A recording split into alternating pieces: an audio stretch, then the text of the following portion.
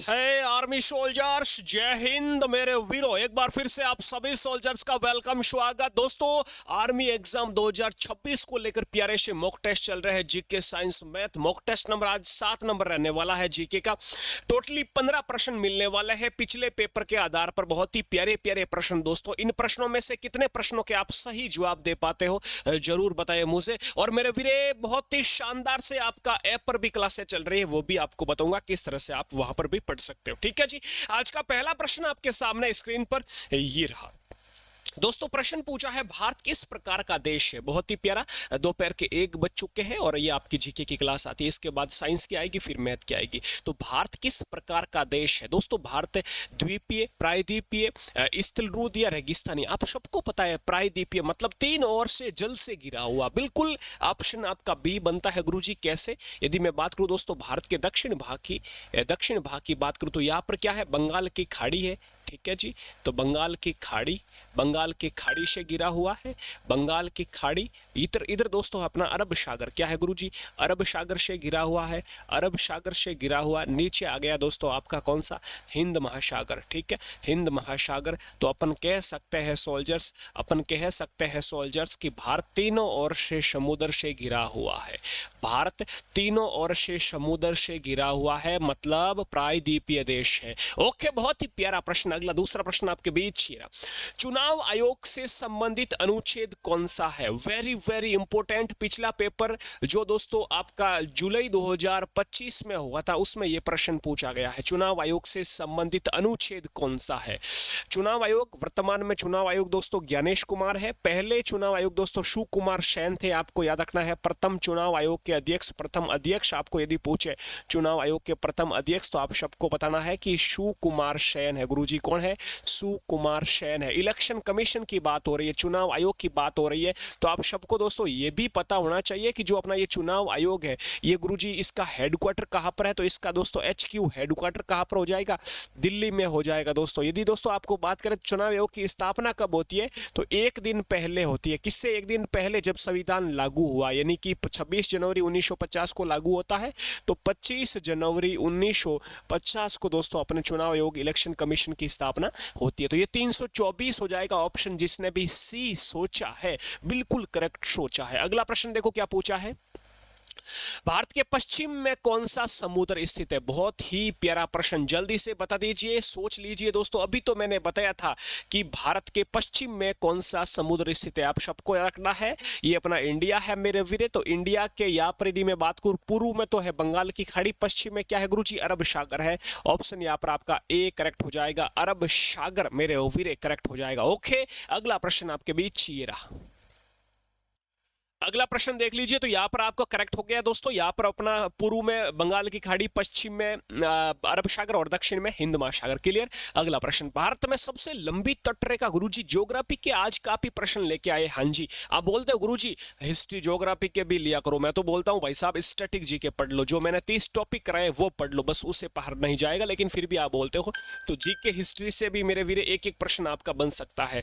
जी के हिस्ट्री से भी 1 या 2 प्रश्न, 2 हिस्ट्री से पूछ लेंगे आपको और 2 दोस्तों प्रश्न आपके ज्योग्राफी के भी आ जाएंगे पेपर में, याद रखना। लेकिन बाकी सबसे ज्यादा प्रश्न स्टैटिक जीके से आएंगे। भारत की सबसे लंबी तटरेखा दोस्तों गुजरात की हो जाएगी, ऑप्शन बी हो जाएगा, और कम हो जाएगी गोवा की। ओके, अगला प्रश्न, पूर्व और पश्चिम घाट कहां मिलते हैं? तो यहां पर आप सबको मैंने अपने ज्योग्राफी वाली क्लास में कराया कि जो ये पूर्वी घाट है और जो ये पश्चिमी घाट है, आकर दोस्तों कहां पर मिलते हैं? नीलगिरी पहाड़ियों में। ऑप्शन बी करेक्ट हो जाएगा, नीलगिरी पहाड़ियां। नीलगिरी पहाड़ियां की सबसे ऊंची चोटी दोड्डा बेटा है। नीलगिरी की पहाड़ियां गुरुजी कहां पर है? ये दोस्तों तमिलनाडु में है, आपको याद रखना है। अगला प्रश्न देखो क्या पूछा है। नीलगिरी की पहाड़ियां का प्रसिद्ध पर्यटन स्थल कौन सा है? Very very important. क्या गुरुजी ये भी प्रश्न बनता है? बिल्कुल बना दोस्तों। ऊटी नामक स्थान ये पूछा था, याद रखना है। ऊटी नामक स्थान भारत के किस राज्य में? तो आप क्या बताओगे गुरुजी? ये तमिलनाडु में। यदि आपको पूछे उरी, उरी कहां पर है? तो दोस्तों उरी ये जम्मू कश्मीर में है। यदि आपको दोस्तों पूछे पूरी, पूरी कहां पर है? तो पूरी ओडिशा में पड़ता है। कहां पर दोस्तों? ओडिशा में पड़ता है, याद रखना। और ऊटी है तमिलनाडु में। ओके, ये लोकेशन है, पर्यटन स्थल है, टूरिस्ट पैलेस है। भारत का सबसे बड़ा बंदरगाह कौन सा है? इंडियाज लार्जेस्ट पोर्ट दोस्तों कौन सा है? भारत का सबसे बड़ा बंदरगाह मेरे वीरे, कांडला मत करना, ये व्यस्तम बंदरगाह है, बिजी बंदरगाह, बिजी फोर्ट। तो सबसे बड़ा मुंबई है, याद रखना, ऑप्शन बी करेक्ट हो जाएगा। सबसे बड़ा मुंबई बंदरगाह है। सबसे ज्यादा व्यापार कांडला से होता है क्योंकि ये मुक्त व्यापार क्षेत्र है, ठीक है, फ्री ट्रेड आपका ये हो जाएगा, फ्री ट्रेड एरिया पोर्ट, ठीक है जी। कांडला बंदरगाह जो कि गुजरात में है, मुंबई महाराष्ट्र में है, कोलकाता ये पश्चिम बंगाल में हो जाएगा, चेन्नई तमिलनाडु में हो जाएगा। बंदरगाह भारत के मुख्य रूप से 13 बंदरगाह है। एक पाराद्वीप बंदरगाह, ये कई बार पूछा जाता है, तो पाराद्वीप तो कहाँ का हो जाएगा सोल्जर्स, ये ओडिशा का हो जाएगा गुरुजी, पाराद्वीप ओडिशा का हो जाएगा। ओके, अगला प्रश्न दोस्तों पूछा है भारत का कुल क्षेत्रफल कितना है। बिल्कुल अच्छा प्रश्न है, बनता है, कभी कभार ऐसे भी प्रश्न बन जाते हैं, थोड़ा आप ऑप्शन कंफ्यूज हो सकते हो तो थोड़ा ध्यान रखना। 3 आपका 32,87,263 वर्ग किलोमीटर, कितना है दोस्तों, 32,87,263 वर्ग किलोमीटर भारत का क्षेत्रफल है दोस्तों। क्षेत्रफल में भारत का सबसे बड़ा राज्य दोस्तों आप सबको पता है कौन सा है, राजस्थान है। और यदि आपको पूछे छोटे की तो दोस्तों वो हो जाएगा आपका गोवा राज्य हो जाएगा। क्षेत्रफल में बात कर रहे हैं, ठीक है, बड़ा राजस्थान है दोस्तों और छोटा कौन सा है, गोवा है। यदि दोस्तों जनसंख्या में बात करें तो बड़ा कौन सा है, यूपी है, और छोटा कौन सा है, सिक्किम है। तो ये प्रश्न यहाँ से बिल्कुल सीधे से सिंपल से बनते हैं। ये अभी सिक्किम वाला पूछा था आर्मी टीए में कि जनसंख्या सबसे कम आबादी वाला राज्य कौन सा है। ओके, अगला प्रश्न देखो क्या पूछा है। छऊ नृत्य को यूनेस्को की अमूर्त सूची में दोस्तों इंटेंजिबल लिस्ट में कब शामिल किया आपको बताना है। यूनेस्को वर्ल्ड हेरिटेज साइट में छऊ अपना जो है एक अर्ध सेमी क्लासिकल डांस, अर्ध शास्त्रीय नृत्य है जो कि झारखंड, ओडिशा, पश्चिम बंगाल का, ठीक है, अभी फोक डांस है। तो इसे 2010 में दोस्तों यूनेस्को की अमूर्त सूची में शामिल किया गया। अगला प्रश्न, सबसे पुराना शास्त्रीय नृत्य कौन सा है। ये भी बहुत ही प्यारा प्रश्न पूछा, ओल्डेस्ट क्लासिकल डांस, वीरे बहुत ही प्यारा प्रश्न।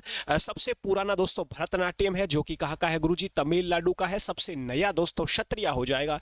यदि आपको पूछे नया कौन सा है गुरुजी तो वो क्षत्रिय है। क्षत्रिय कहाँ का है सोल्जर्स, क्षत्रिय गुरुजी असम का क्लासिकल डांस है, आपको याद रखना है। मैं कथक कहाँ का है, कथक गुरुजी उत्तर प्रदेश का है, आपको याद रखना है। कुचिपुड़ी दोस्तों एपी आंध्र प्रदेश का है, ओडिसी ओडिशा का है। ओके, अगला प्रश्न आपके बीच, आमेर दुर्ग भारत के किस राज्य में स्थित है। बहुत ही प्यारा प्रश्न पूछा। आमेर दुर्ग आप सबको पता है राजस्थान का जो जयपुर है जिला डिस्ट्रिक्ट, यहाँ पर आमेर दुर्ग है, याद रखना। जोधपुर में मेहरानगढ़ दुर्ग है, याद रखना। ये प्रश्न बनते हैं दोस्तों, अजमेर दुर्ग है, ओके, अजमेर, ये प्यारे प्यारे प्रश्न बनते हैं। तो जयपुर में आमेर दुर्ग है, आपको याद रखना है। हवा महल भी दोस्तों जयपुर में एक प्रश्न बनता है, एयरफोर्ट हवा महल भी ये कहाँ पर है, ये भी दोस्तों जयपुर में है। ये भी कई बार प्रश्न पूछा है मेरे फिर। ओके, अगला प्रश्न आपके बीच, गोल क्रांति किससे रिलेटेड है। बहुत ही प्यारा प्रश्न पूछा है दोस्तों। गोल क्रांति, राउंड रेवोल्यूशन, गोल गोल आलू, ये पटोटो से रिलेटेड हो जाएगी, आलू से संबंधित हो जाएगी दोस्तों, आपको याद रखना है मेरे वीर, ठीक है। नीली क्रांति मत्स्य उत्पादन से हो जाएगी। श्वेत क्रांति दूध से हो जाएगी। गोल्डन फाइबर, ये गोल्डन फाइबर यानी कि आपका जो है गोल्डन फाइबर रेवोल्यूशन है, गोल्डन फाइबर जिसे सोने का रेशा कहा जाता है, ठीक है, ये जूट उत्पादन से हो जाएगा। सिल्वर फाइबर वो कपास हो जाएगी। तो ये प्रश्न बनते हैं। क्रांति से भी हरित क्रांति का संबंध खाद्यान्न उत्पादन से रिलेटेड हो जाएगा। हरित क्रांति भारत में कब 1967-68 ओके, उस समय प्रधानमंत्री कौन था, लाल बहादुर शास्त्री साहब थे। हरित क्रांति के जनक एम एस स्वामीनाथन हो जाएंगे। विश्व में हरित क्रांति के जनक नॉर्मन बोरलॉग हो जाएगा। प्रश्न बनते हैं जी, जिसे आपको याद रखना है। नोबेल पुरस्कार की स्थापना किसने की, आप सबको पता है 1901 में नोबेल पुरस्कार की शुरुआत होती है और भारत का पहला नोबेल पुरस्कार 1913 में मिलता है। लेकिन ये शुरू किसने किया, तो एक दोस्तों याद रखना, स्वीडन का वैज्ञानिक था Alfred Nobel, Alfred Bernhard Nobel, option B correct हो जाएगा। स्वीडन का वैज्ञानिक था, कौन सा देश, स्वीडन, जिसकी राजधानी स्टॉकहोम है। स्वीडन का एक दोस्तों वैज्ञानिक था। उसने भाई साहब, उसके पास इतने पैसे थे, उसने सोचा मेरे को लोग कैसे याद करें, अपने नाम का अवार्ड शुरू कर दिया, नोबेल पुरस्कार, जो 6 फील्ड में दिया जाता है, मेडिसिन हो गया, पीस हो गया, लिटरेचर हो गया, ठीक है, फिजिक्स, केमिस्ट्री। ये प्रश्न ये बनता है। भारत का सर्वोच्च खेल पुरस्कार, भारत का सबसे बड़ा स्पोर्ट्स का अवार्ड कौन सा है। पहले राजीव गांधी था, उसका नाम बदल दिया 2021 में, अब हो गया मेजर ध्यानचंद खेल रत्न पुरस्कार। ऑप्शन आपका सी करेक्ट हो जाएगा, आपको याद रखना है, ठीक है। स्पोर्ट्स से रिलेटेड अर्जुन पुरस्कार भी स्पोर्ट्स से रिलेटेड है, 1961 में इसकी शुरुआत होती है। ये भी प्रश्न बनता है दोस्तों, ठीक है जी। अगला प्रश्न आपके बीच पूछा है, विश्व मौसम विज्ञान संगठन, बहुत ही प्यारा प्रश्न है दोस्तों। विश्व मौसम विज्ञान संगठन का हेडक्वार्टर पूछा है, चाहे मौसम विज्ञान हो, शास्त्रीय संगठन हो दोस्तों, है ना, ये प्रश्न बनता है विश्व स्वास्थ्य संगठन का हेडक्वार्टर कहाँ पर है, मौसम का कहाँ पर है, तो ये जेनेवा स्विट्जरलैंड हो जाएगा, आपको याद है। यूनेस्को का पेरिस फ्रांस में हो जाएगा, यूएनओ का आपको पता न्यूयॉर्क में हो जाएगा। प्रश्न बनते हैं सिंपल से, जेनेवा स्विट्जरलैंड में हो जाएगा विश्व मौसम विज्ञान संगठन का, ठीक है। यूएनओ इसका कहाँ पर हो जाएगा दोस्तों, न्यूयॉर्क में हो जाएगा, अमेरिका में पड़ता है। यदि आपको यूनेस्को UNESCO यूनेस्को का पूछे तो पेरिस फ्रांस में हो जाएगा। ये हेडक्वार्टर से भी एक प्रश्न प्यारा सा बनता है दोस्तों। ये आपके टोटली 15 क्वेश्चन हमने कंप्लीट किए हैं, बहुत ही कुछ सीखने को मिला है। 15 में से कितने प्रश्न आपके सही हुए जरूर बताएं दोस्तों। यदि आप हमारे साथ जुड़ना चाहते हो, ये आपका टेलीग्राम का स्कैनर है, ये व्हाट्सएप ग्रुप का स्कैनर QR कोड, इसको स्कैन करके आप हमारे व्हाट्सएप ग्रुप टेलीग्राम से जुड़ सकते हो। अपना व्हाट्सएप के नंबर भी है, आप लिख सकते हो, इस नंबर पर SMS कर सकते हो। व्हाट्सएप 9413513647 आपके व्हाट्सएप नंबर है दोस्तों, ठीक है। व्हाट्सएप ग्रुप में ऐड कर दूंगा, SMS कर देना। आपके लिए छोटा सा प्यारा सा कोर्स बनाया है जिसमें जीके, साइंस, मैथ, रीजनिंग, वर्दी बैच, बहुत ही प्यारा आर्मी अग्निवीर 2026 के लिए, चाहे GD ट्रेडमैन हो, चाहे WMP हो, चाहे अदर जो भी ट्रेड हो, सबके लिए अलग अलग कोर्स मिल जाएंगे दोस्तों। बहुत ही प्यारा, इसमें सारी जो आपको चाहिए सब मिलेगा, लेकिन मिलेगा कितने में, सिर्फ 99 रुपीज में, 99 रुपीज में कंप्लीट कोर्स मिल जाएगा। 0 लेवल से क्लास है, PDF, smart notes, previous year के क्वेश्चन, स्पेशल अलग से WhatsApp group, all India ranking test मिलेंगे आपको, सारा मिनी मॉक टेस्ट मिल जाएगा। ये सब दोस्तों कहां पर मिलेगा, तो अपना जीके सीरीज का एप्लीकेशन है, प्ले स्टोर या डिस्क्रिप्शन में लिंक मिल जाएगी। जीके सीरीज का एप्लीकेशन डाउनलोड करो, अपना मोबाइल नंबर डाल, ईमेल ID स्टेट डाल के फिर बाई कोर्स पे क्लिक करना पड़ेगा। फिर आपके सामने आर्मी का कोर्स आ जाएगा।